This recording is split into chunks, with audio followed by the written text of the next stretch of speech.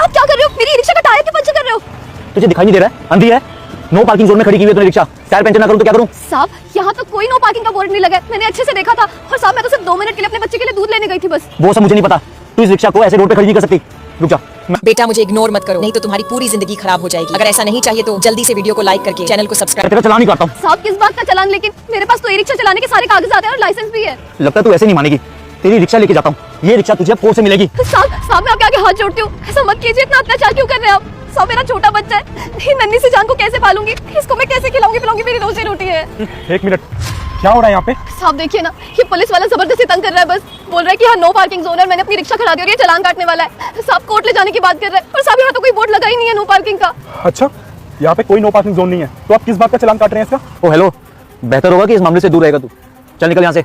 अच्छा, और आपके लिए बेहतर ये होगा कि आपने जो हथौड़ी और कील पकड़ी हुई है ना अपने हाथ में, इसे छोड़ दे, समझे? तू एक पुलिस वाले को धमकी दे रहा है? जी नहीं, आपका सीनियर होने के नाते आपको ये सजेशन दे रहा हूँ कि ज्यादा देर अगर ये हथौड़ी और कील आपके हाथ में रही ना तो मैं आपकी ये भर्ती उतरवा सकता हूँ। सीनियर? आप कौन है सर? इस एरिया का SDM हूँ मैं।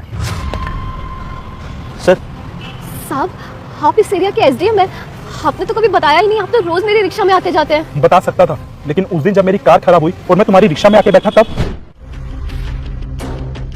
वैसे तुम अपने बच्चे को ऐसे साथ में लेकर रिक्शा क्यों चलाती हो? क्या करूँ साहब, मेरा पति यानी कि इसका बाप एक नंबर का नशेड़ी था। वो रोज मारपीट करता, गाली गलौज करता मेरे साथ। मुझे डर था कि किसी दिन वो मेरे बच्चे पे हाथ ना उठा दे। कब तक ये सहन करती? इसलिए मैंने एक दिन घर छोड़ा और अपने बच्चे को लेकर आ गई। तब से बाहर छोटा मोटा धंधा किया, जैसे पैसे जमा हुए मैंने एक ई रिक्शा खरीद ली।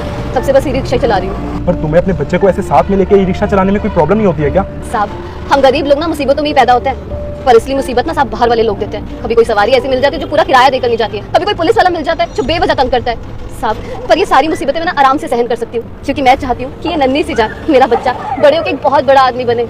इसलिए तुम्हारी हिम्मत और तुम्हारी ममता को देख के मुझे एक बात तो समझ में आ गई कि इंसान से अगर सबसे ज्यादा कोई प्यार करता है तो वो होती है उसकी माँ। और सच में मैं तुम्हारी मदद करना चाहता था, इसीलिए मैंने अपनी कार से आना जाना भी कम कर दिया। साहब, आपने मेरे बारे में और मेरे बच्चे के बारे में इतना सोचा तो बहुत बहुत शुक्रिया। शुक्रिया तो तुम्हारा है जो तुम अपनी माँ होने का फर्ज इतने अच्छे से निभा रही हो। तुम उन औरतों के लिए मिसाल हो जो कि अपनी जिंदगी से हार चुकी हैं। सच कहते हैं जिंदगी ना एक जंग है और उससे जीता वही है जो उससे लड़ता है, और तुम अपनी जिंदगी से बखूबी लड़ रही हो। सैल्यूट है तुम्हें। और तुम आधे घंटे के अंदर अंदर ना तुम्हारा माफीनामा मेरे ऑफिस में पहुंच जाना चाहिए, वरना सस्पेंशन लेटर तुम्हारे घर पे पहुंच जाएगा, समझे? Sir I am really sorry sir. Sorry मुझसे नहीं, इससे मांगो। मुझे माफ कर दीजिए प्लीज। आप मुझे वहीं पे छोड़ दीजिए जहां अक्सर छोड़ के आती है। जी साहब, बैठिए।